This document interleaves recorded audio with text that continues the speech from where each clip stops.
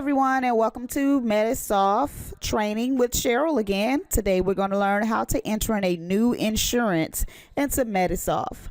So before we do this, we want to make sure that we have the name, address, phone number, contact information for the insurance we're going to enter. We also want to know if we're sending it electronically to make sure we have the payer ID for that insurance so we can make sure to direct it to the right or the appropriate place. For this example, I'm going to use Relay Health as my clearinghouse, but if you're using Availity or any other clearinghouse, then of course make sure you have the correct payer ID so that to assure that your electronic claims are going to the right location.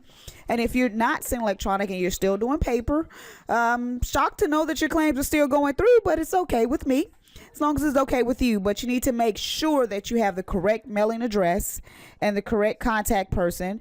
For example, Medicare has changed within the past 6 to 8 months. They changed the mailing address, so I just make sure you have the correct mailing information. Okay, so let's get started. So we're going to open up our Medisoft and we're going to go to first list, and we're going to go down to insurances and then insurance carriers. So once you do that, another screen will pop up that will say insurance carrier list. So as you see, I have several insurances already entered in here, and I'm going to add one so that you can see how it actually goes.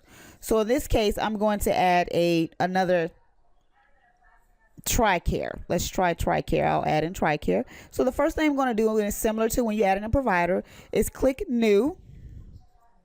And we're going to leave our code blank so that the program can assign it. But you can also put in your own code ID if it's easier for you. But it's typical, just let the system create it.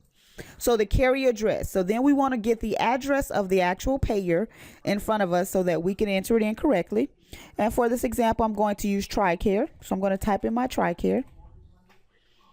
And you can either tab or use your mouse to go to the next box. I'm going to enter in my address. And this is a created address, not actual address of TRICARE, because I do know that some of you are in different areas and you may have a different address for your local TRICARE. And then I'm going to tab over again. There's not a suite number or a row number, but if it is, then you will put it on that next line. And then here we're going to enter in the zip code. And my city is going to be Chicago. That's going to be Illinois. And then we're going to tab over and we're going to put in our phone number.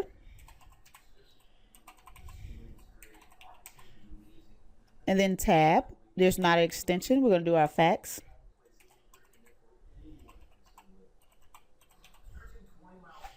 And if there's a direct contact that you do want to put on there, you can. If it's an attention to someone, you can write attention in that name, or you can leave that blank. The plan name you do not have to enter, or the class you don't have to enter unless you're going to create a class, and I can show you how to do that. So once we completed our address, we do not want to click save, but we want to go over to options and codes. Now if you have version 19 and up with Medisoft, here is where you assign if you're using the ICD 9 or the ICD 10 code system. Now some of you may think that, oh, I don't have to fill that out. You do have to fill that out, because if you're on the updated version of the software, on the updated CMS 1500 form, there's a spot that checks and marks whether you're using ICD 9 or ICD 10. It sends a specific code over. So if you don't mark it here, then it's going to show that that box has not been filled out, and then you'll get your claim rejected for not specifying what codes you're using. Now, could the payer actually look at it and say, hey, that's ICD 9, ICD 10? Yeah, but a lot of times they're not, because you're sending electronically, so it's going to be scanned by a computer system first, who's going to reject it before a live person sees it. So we're going to go to procedure code set. We want to make sure this is 1. And then we're going to do the drop down on the diagnosis code set, and we're going to choose ICD 9.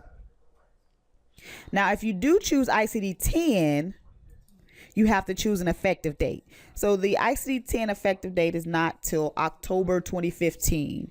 So you actually will come over here, you do October 2015.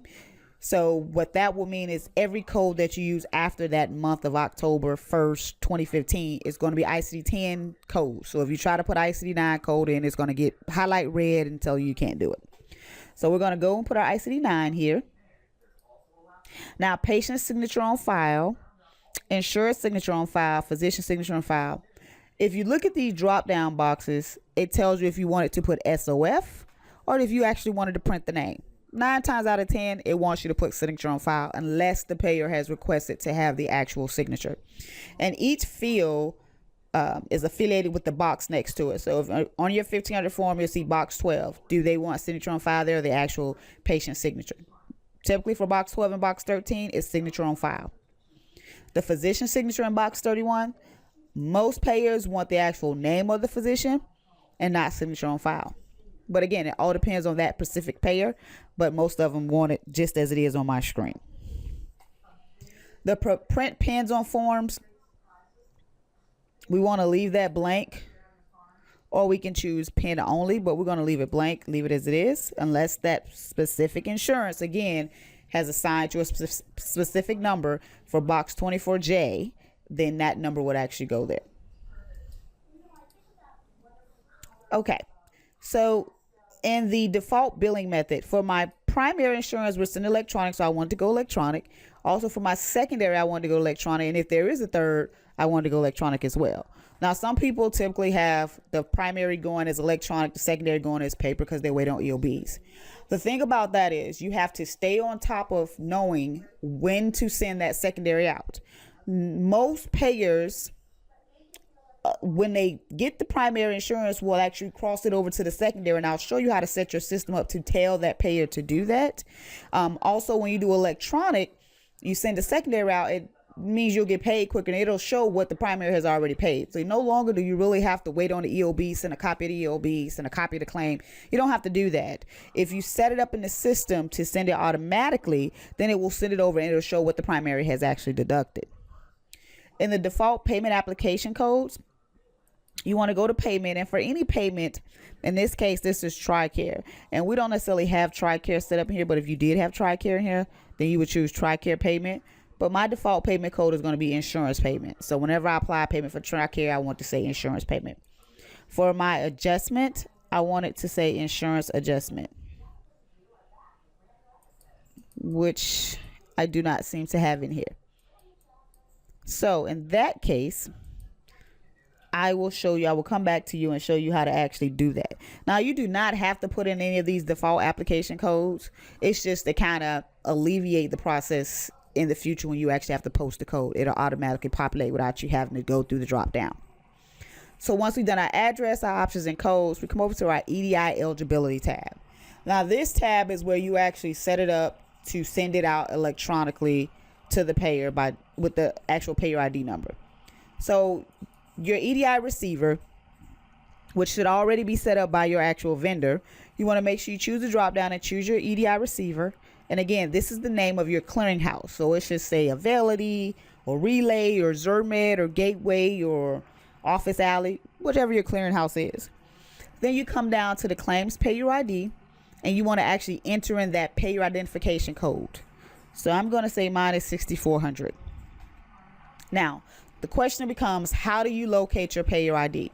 You go onto the website of your actual clearinghouse, and you want to search for the CPID, Claims Payer Identification Number. And they should have an actual report or a spreadsheet or a PDF document that will show you all of the payer IDs for every payer that applies to your actual local area and national.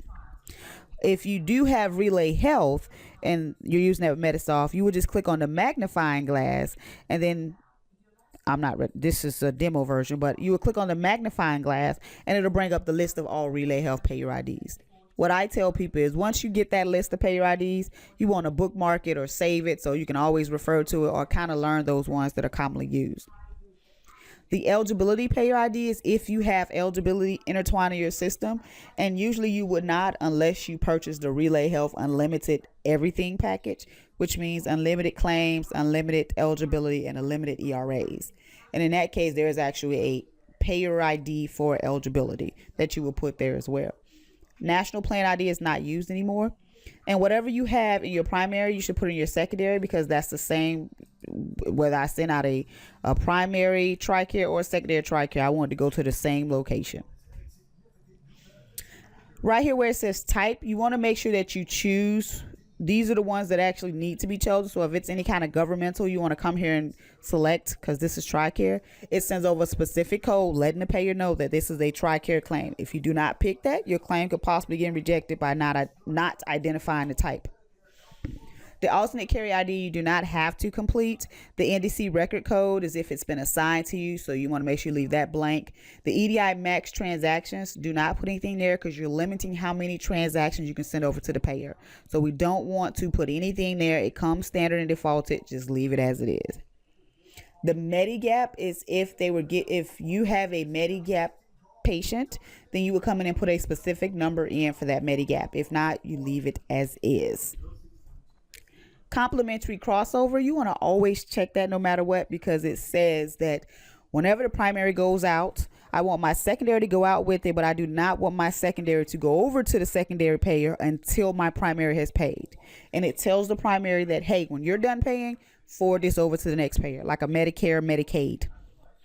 The delayed secondary billing, you do not want to check that with the complementary crossover, because what you're saying with delayed secondary billing is do not send out the secondary until I manually send it out. Whereas with the complementary crossover, they both go out at the same time. Syn Ordering providing loop 2420, do not check that box because it looks for a number in a certain box on your claim form, and that is typically not used unless you have ordering providers in your facility or at your hospital location. The practice taxonomy, it takes it and it puts it in another area on your actual claim form. Do not check those last two boxes unless the payer has told you to do it, and I can't tell you that enough. That has messed many people up by just checking those boxes, and their claims are all rejected because they did that. So do not do that. Now the allow box. Now, if you have your system automatically set up to calculate allows, then it will do it as you saw it there. But what you can go in is put in the allowed fees for certain codes for that payer.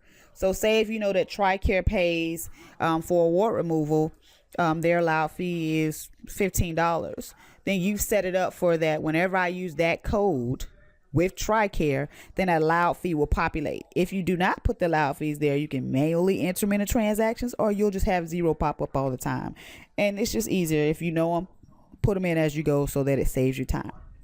So once we've done all of that, we want to click save.